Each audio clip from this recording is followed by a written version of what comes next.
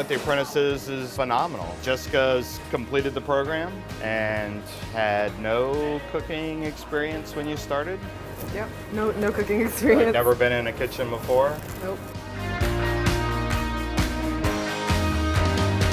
It's a great opportunity to get hands-on experience and get some college out of the way while you're really, really young. Figure out what you want to do, what you like, what you don't like, and totally free. And I'm getting paid. It's free school and I'm getting paid. You know, you start off in a station like this, you're doing lots of cold apps and desserts, and then you progress through the kitchen. You start cooking hot food on the back line, and Jessica's worked every station in the kitchen for the most part. Pretty much, yeah.